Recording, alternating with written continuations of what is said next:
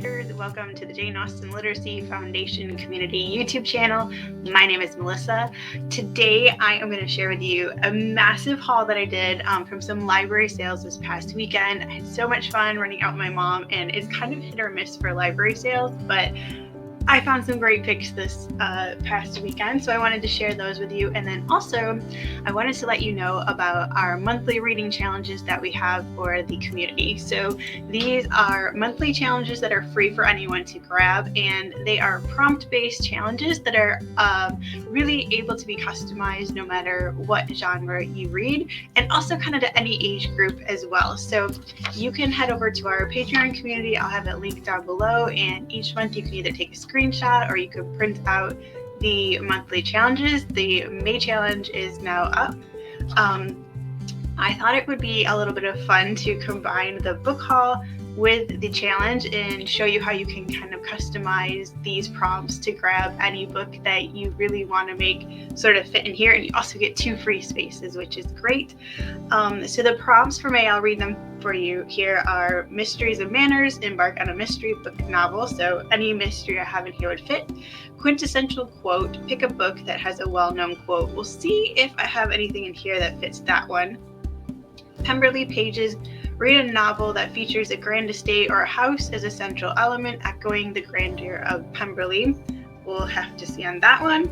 Time traveling, choose a book that involves time travel or spans multiple time periods. I know I have something that's going to fit that. Red for Rosings, create a book with a red cover. T for literacy, explore a book with the word tea in the title or in the theme. We'll have to see about that one as well. Whimsical words, select a book that transports you to a different time period or another world. I'm sure we can find something in here. And then we have 2 free spaces as well. I'm going to kind of prop this up so I can look at it as we are going along and sort of see.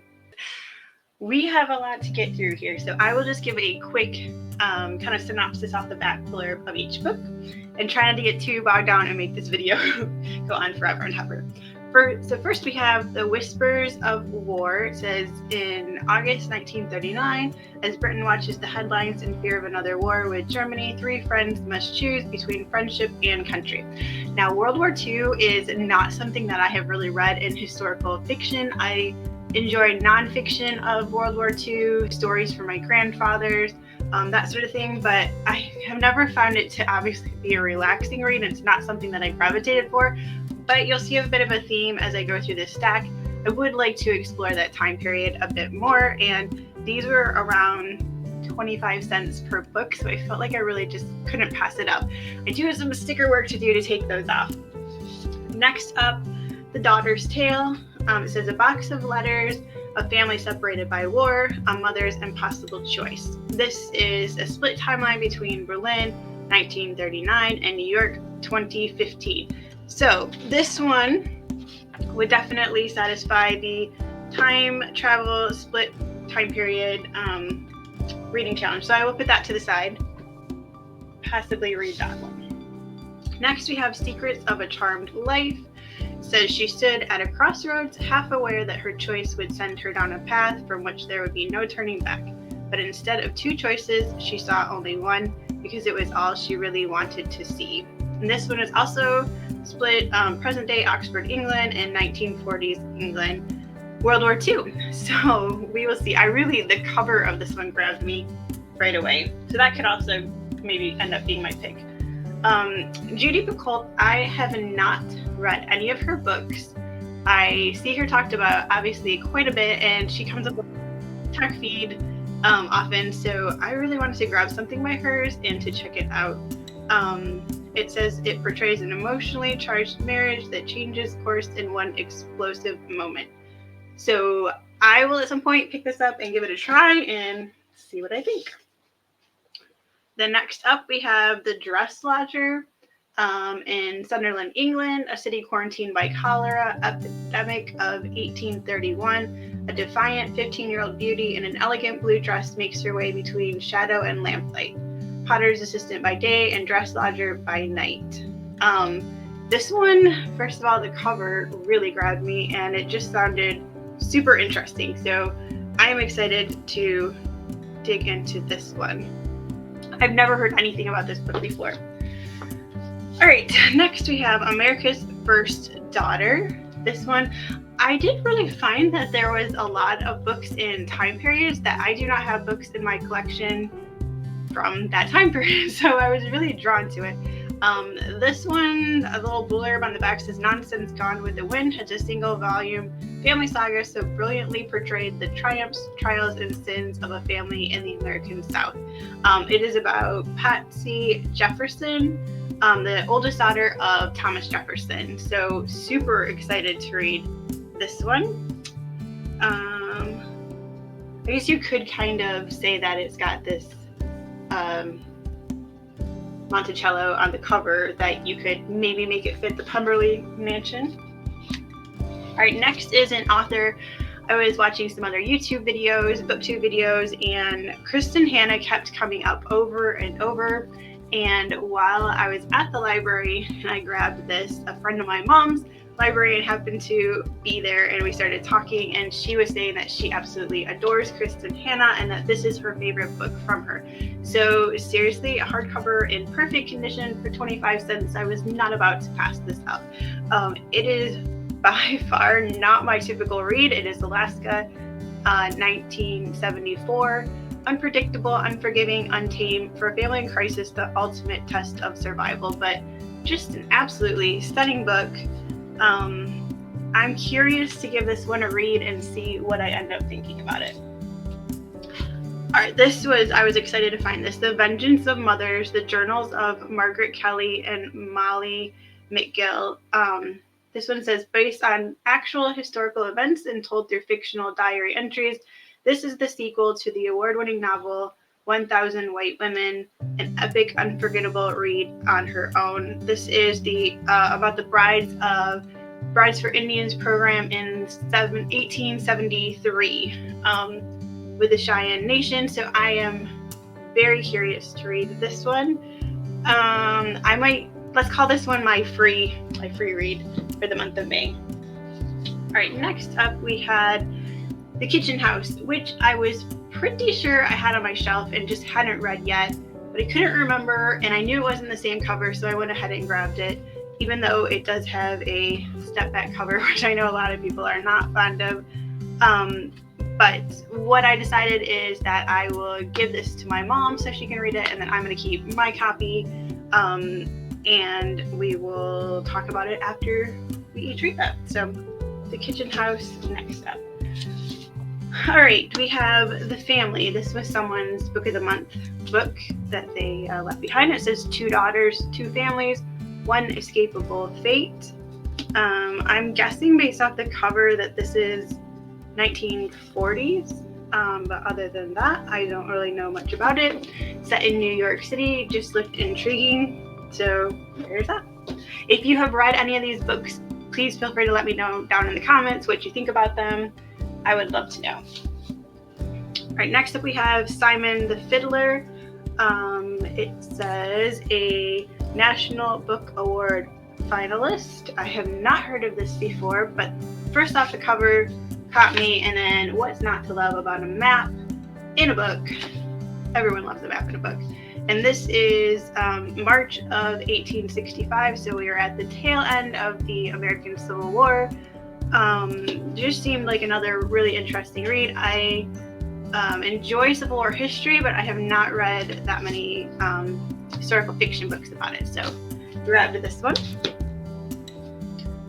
Next up is The Reader. Just because of the title, I felt like I needed to grab this book, but it says that it was #1 national bestseller, now a major motion picture. I have never heard of this before, so tell me if I have been living under a rock.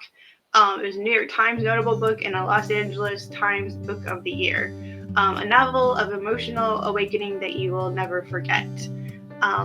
Yeah, so totally new to me, but this seemed like a great maybe summer read. It's not that thick, so it could be like a take on vacation and read in one lazy afternoon sort of book. All right, next we have the Best Loved Poems of Jacqueline Kennedy Onassis. This just felt really unique and something that I would enjoy having on my shelf. It has deckled edges that are gorgeous, a nice ribbon bookmark here, and it is just poetry that Caroline Kennedy selected of poems that her mother enjoyed. So really intrigued to browse that one. Next we have, I kind of have forgotten, there's so many books here, everything that I grabbed. Drowning Ruth, it was a Oprah's Book Club pick here. Let's see, it says, stunning portrait of the ties that bind sisters together and the forces that tear them apart, of the dangers of keeping secrets and the explosive repercussions when they are exposed. A mesmerizing and achingly beautiful debut. Oh yes, I wanted to grab this because it is set in the winter of 1919. I was looking for more World War I historical fiction, so if you have any recommendations of World War I historical fiction that I should be on the lookout for, please let me know. Alright, next, I was super excited to find this. So I've been trying to put together a little collection, if you will, of books about the Titanic. I went to the Titanic Museum and it was just fascinating. I really enjoy historical fiction about the Titanic, and I wanted to add a few nonfiction, and we found this one, The Band That Played On, The Extraordinary Story of the 8 Musicians Who Went Down with the Titanic. Do I think this is going to be an enjoyable read? Absolutely not. But I think it will be fascinating to see what happened, and just a very gorgeous hardcover, again in perfect condition. So that was on the list. All right, next we have American Dirt. Again, not my normal read whatsoever, but I remember hearing a lot about this book when it came out, and enough that it intrigued me. Again, Nap. And she owns, the woman that it's about, it says she lives in the Mexican city of Acapulco, and she runs a bookstore. So that had me intrigued. All right, we are on to the second pile. I told you guys I got a lot of books here. Trying to make this as quick as possible. All right, this book seemed so unique that I fell in love with the cover. And then it is, again, August 1939. 30-year-old Hetty Cartwright arrives at Lockwood Manor to oversee a natural history museum collection that has been taken out of London for safekeeping during the war. I don't think I've ever come across a book on this topic, so it was a must grab. This one, Brene Brown. I thought I had all of Brene Brown's books, but this one I have not heard of, so I thought I would grab it.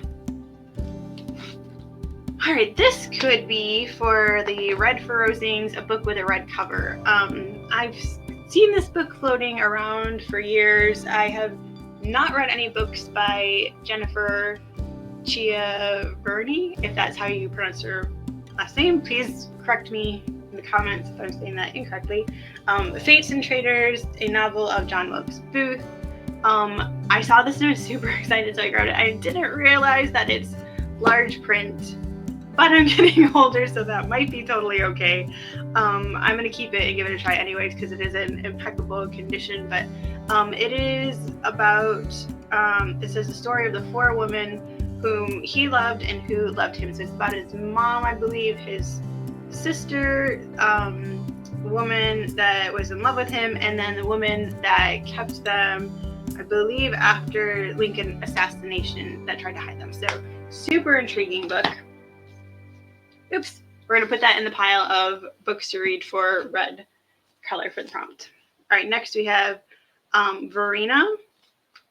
I'm guessing that's how you pronounce that. It says, her marriage prospects limited. Teenage Verena Howell agrees to wed the much older widower Jefferson Davis. I have no idea how this book is going to play out. It seems not pleasant, but I'm really curious to dive into it. So does this, let's see, can we put this in? Well, let's make it the other free space. Put that over there. All right, next we have The Devil in the White City. I have seen this cover, and I don't know why it always just sticks with me when I see it. So I thought I would go ahead and grab it. It's the winner of the Edgar Award for Best Fact Crime. I'm going to go ahead and count this as a mystery novel and put it in my pile for my May reading. All right, for some reason, I have been grabbing Virginia Woolf books left and right, and I still have not read any Virginia Woolf, which I apparently need to remedy just to see what her reading is like. But it says, undoubtedly Virginia Woolf's most intense and one of the most singular novels of our era. So I went ahead and grabbed this. It's called Orlando. We're getting there, I promise. All right, we have 5 Quarters of the Orange. This is by the author of Chocolat, which I have over in my pile over there. I have never seen the movie. I've heard of the book but have never read the book, and it's very short, and I am on a mission to grab some short kind of classics that I have never read before, just to kind of expand my reading and try new things. So this one is another like small town villagey sort of vibe. All right, who does not love a gorgeous Cinderella retelling? The Shadow in the Glass, Dare to Make a Wish, a gothic twist on Cinderella that is truly exquisite. Maybe this one has a famous quote from Cinderella that I could count that. Oh, this one's stuck in here. My mom actually found this copy of Pride and Prejudice for me, and it has these gorgeous illustrations on the inside. So thank you to my mom for that. Oh, this is one that I grabbed for my son. He really enjoys kind of those horror-y sort of thriller vibes, so I saw this one and it totally looked like a book for him. I found the Jane Austen book club. I have seen the movie. I have not read this book, so I was kind of curious to grab it. This could also fit the red cover promise. All right, we're getting closer to the end here, I promise.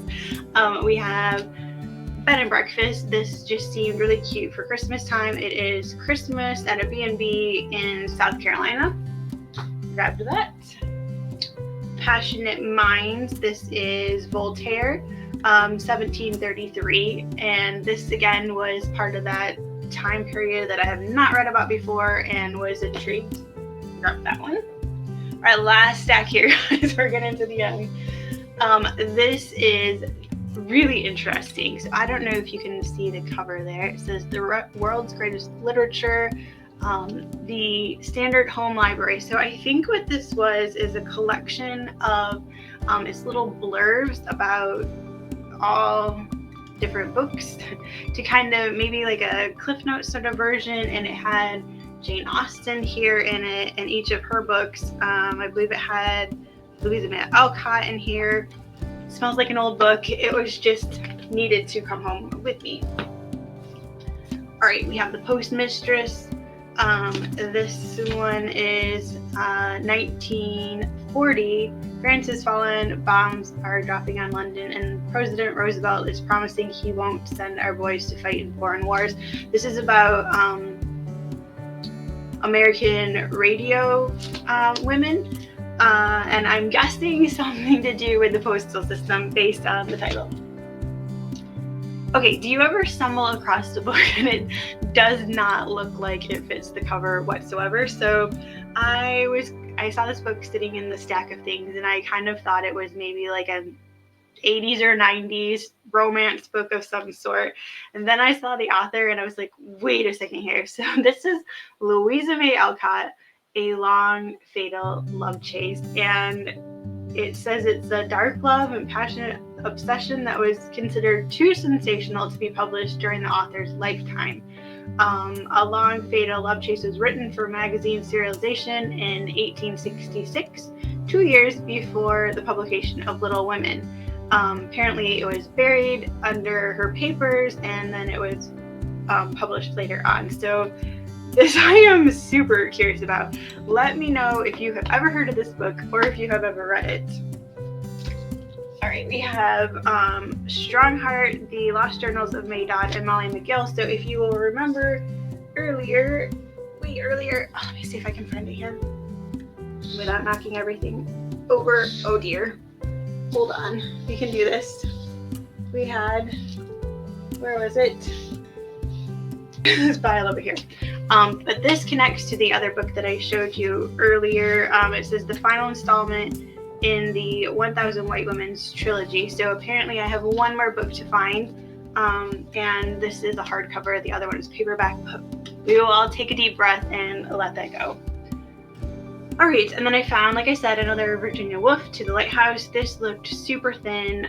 It said her best known novel records the daily life of a large English family and their guests on holiday. So I thought maybe I would start with this one and then give the other one a try. Let me know what you think, if I should read this one or the other one first. And then last but not least, when I was watching some other booktubers videos, the name Kate Morton kept coming up in some of people's like top 10 favorite historical fiction of all time. So I was kind of on the lookout when we were shopping through books for anything Kate Morton, and this was the only one that I found, The House at Riverton. I really fell in love with the cover, and it says it's a sweeping debut novel set in England between the wars. Which is interesting because I know she's written quite a few books. It's in the summer of 1924, and this reminds me of like wallpaper when you go to historical houses, so that is pretty cool. The novel's full of secrets, some revealed, others hidden forever, reminiscent of the romantic suspense of Daphne du Maurier. It is a meditation on memory, the devastation of war, and a beautifully rendered window into a fascinating time in history. I am also super excited to read this. So thank you so much if you made it to the end here for coming along with me on my enormous book haul. It's really hard to pass up so many great books when you find them, and they are so cheap and in such great condition. We do have a little free library here in our neighborhood, so I don't feel too bad if I grab books and then I start reading them and I'm not interested, because I just pass them on to the neighbors. So we kind of share books with each other and get our book love in that way. So just a reminder, if you want to grab and join in on the reading challenge, we host them each month over in the community. You can head over there to our Patreon and grab that for free. There is random prize drawings at the end of the month, and everyone who completes the challenge also gets a free downloadable bookmark, as well as our encouragement to you to keep reading. I hope you have a wonderful day. I hope you grab a book and you love whatever you are reading. I will talk to you soon. Happy reading. Bye.